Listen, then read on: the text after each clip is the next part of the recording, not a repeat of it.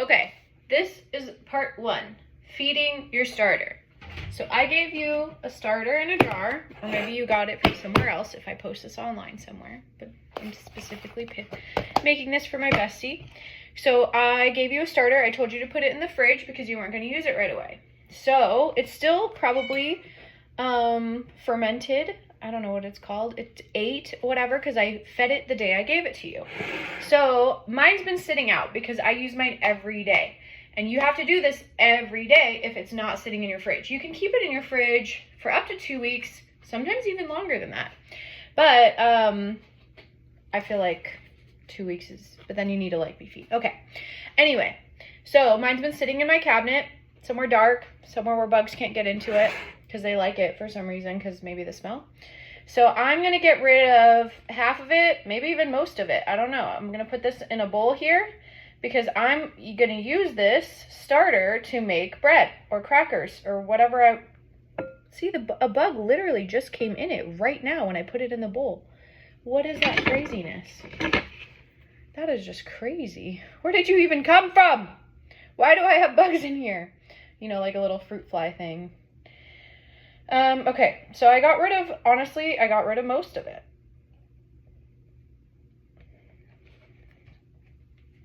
You can see the bottom, but there's some in there because you do need some in there. Because we're going to put this to the side.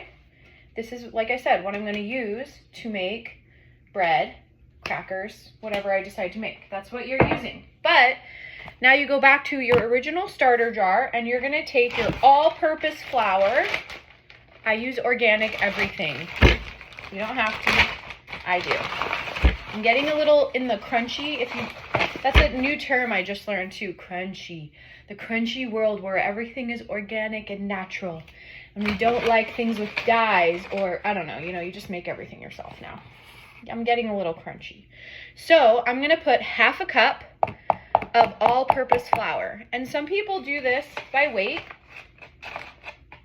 I don't do it by weight. I do it by cup. You're going to put half a cup of flour. Okay, I use a 1/4 cup because I'm going to put a 1/4 cup of filtered water or, good water, whatever you want, water.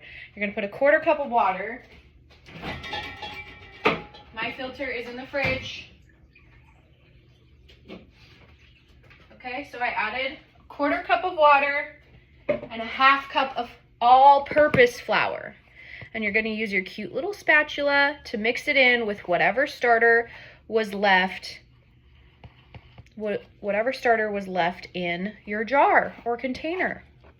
Most people use a glass jar. I was given it in this plastic container and I've never changed it and I'm very happy with it. And y'all can judge me, whoever's watching this, but this is how I do it. And it's worked, and I make some bomb-ass sourdough. So we're going to take some time and mix it. Trust the process. It might feel like you need more water.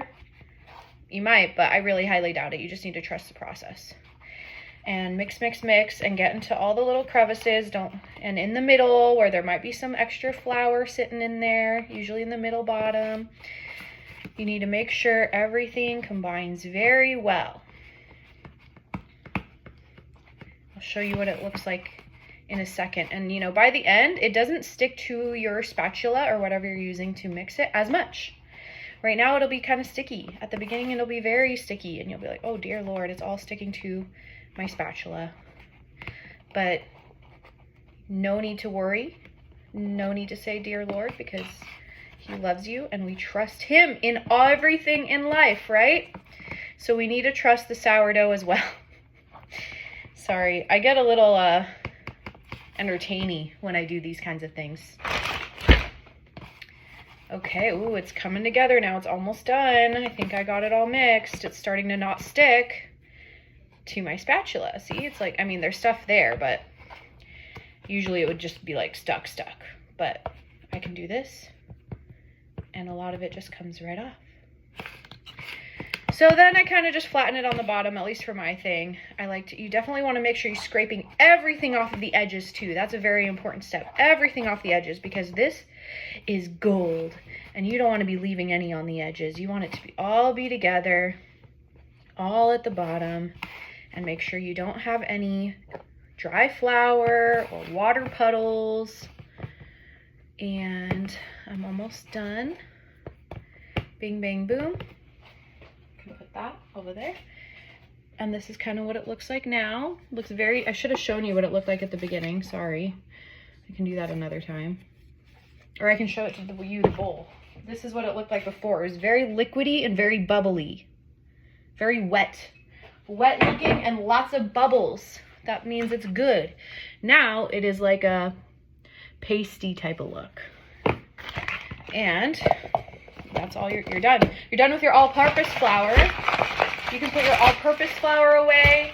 You can put your quarter cup. I use a quarter of a cup, right? Because we use 2 of these for flour and 1 of them for water.